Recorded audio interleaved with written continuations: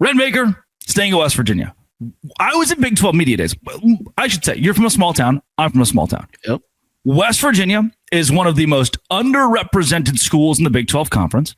They have been treated as an outlier by many when there was a 10-team league. They were the odd man out from a travel standpoint, no convenient games to get to, just kind of a brutal existence for a fan base that deserves the world. Then you have just a real rough go out with coaches. From Dana Holgerson out the door to Neil Brown, who never really represented West Virginia, to Darian DeVries, who comes in. He's a used car salesman. He leaves. It just felt par for the course for a fan base so beaten down that Wren Baker would go to Oklahoma. Like, I've got roots there. This is it. See ya. Please understand. This is, for the first time in a little bit, and Rich Rod's kind of a piece of this, a guy saying, look, I'm proud of West Virginia and proud to be West Virginia. I'm going to represent you for maybe less money, for maybe less fame, for maybe less whatever clout in college athletics, but I'm a West Virginia Mountaineer. One, I think it's very cool. Two, I think it's even cooler that the Big 12, an athletic director in our conference, just told one of the big power programs in the nation, no. We talked a lot about movies in this episode. Talked a little Wolf of Wall Street. Can I give you a movie that came out 2 years before that this made me think of? Rudy. Close. Greatest baseball movie ever. That's Moneyball. Oh.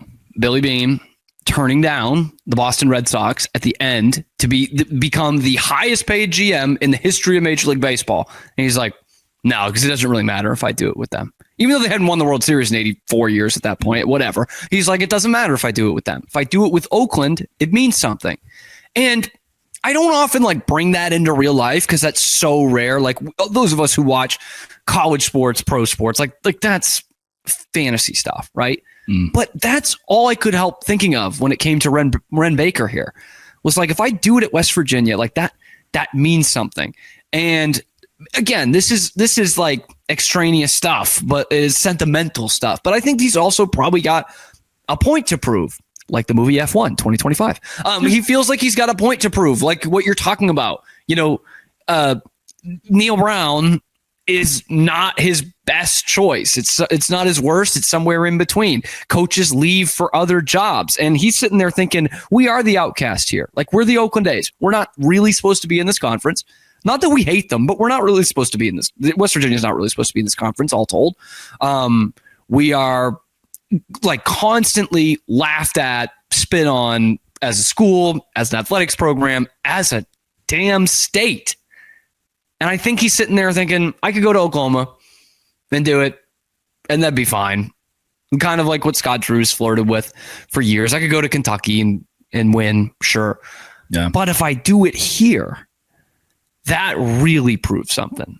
And is West Virginia athletic department, is it as good a job as Oklahoma on paper? No. I think most West Virginia fans would tell you that too. We're not. That's absolutely not. But it's not a bad gig. WVU, that's not a bad gig. It's pretty awesome.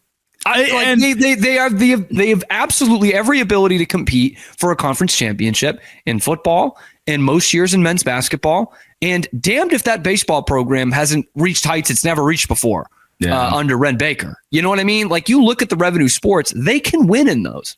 And they got a heck of a fan base. Women's basketball, too. That's the fan base. It's the fan base for me. Because we've been to Gaylord Family Stadium. That's a singing country roads, man. I was looking around. This stuck at the P troughs. Mighty Oklahoma. West Virginia, you're right in saying it doesn't necessarily feel like it wasn't home in the Big 12 for those 10 teams. I think now, as we have this weird conglomerate of Cincinnati and UCF, and as you have added even Arizona, the broader it gets, the more everyone feels so disassociated with what the Big 12 means. Yeah. Right. Everyone's this hodgepodge. You threw the kitchen there.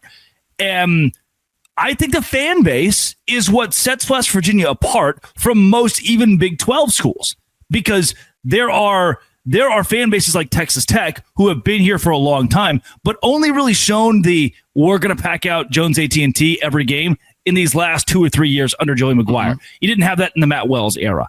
You have a Baylor who, in a 7-5, 8-4 year, still won't sell out McLean Stadium and 45,000 people. Or a Houston or a TCU. TCU definitely has that attendance issue. Some Big 12 schools just don't have the following West Virginia does. Because even when they suck and their head coach is Neil Brown, they show up because they care about something so much more because their granddad's from West Virginia. If you went to TCU, one of your parents went to A&M, the other one went to TCU, both your grandparents went to UT. This isn't, you grew up in Highland Park. If you go to West Virginia, you very well may have grown up in Morgantown and be a first-generation college student. Not to say they don't exist elsewhere, but that's so big for West Virginia. And I think that fan base is the reason you tell an Oklahoma no to stay in the Big 12 and stay at WVU. Yeah. And like one of the best compliments I can give to a fan base absolutely fits West Virginia, and it doesn't fit a ton of teams in this conference. But like, let's just say you're in a Big 12 town on a Saturday in the fall and Team X has a home game. If they're playing West Virginia, you know it right away. Like, there's no doubt as to who they're playing this weekend because West Virginia people are everywhere. They're taking over your hotels. They're giving money to your local businesses, and they're wearing their Mountaineers gear around everywhere. Like, that is something that I don't know, man. If TCU comes into town to play Iowa State, is there some doubt there? Probably. Like, oh, I don't know who they're playing this weekend. Or Utah goes to play Oklahoma State. You're probably like, who they got? Who they got on Saturday? West Virginia, you don't have that. You don't have that problem. You know by Thursday evening who they're playing on Saturday because they're everywhere. And damn, I love West Virginia. Can I just say, like, the school, I want to beat them all the time. But like the state, I love that place, man. Yeah. I want to wrap my arms around West Virginia. The people. It's the people. Shout out to Jerry West. Shout out to Brad Paisley, man. Mountaineer Paul. Shout out to Mountaineer Paul. Jimbo Fisher, Nick Saban. Nick Saban, man. Rich Rodriguez. They do it different out there, man. That's a politician. I don't know. We'll see. I have such a soft spot. Sarah Palin. I have such a soft spot. I think that's right. Yeah. For West Virginia because of what they represent and because of how unique they are in college. Almost heaven, man. Because, okay, if we're talking like GDP, West Virginia and Idaho probably aren't that far off as a state, right? Yeah, the potato is doing better than coal right now, though. So and so you're looking at the Idaho Vandals. They're not giving you too much. They're not getting West Virginia's doing a lot, and to that point, it is amazing that they've been able to keep up. Yeah, in the ever change, like keep up and thrive. I mean, they've never really dipped out of a power conference. When they were in the Big East, that was Power 5. This was. They've for a state that small.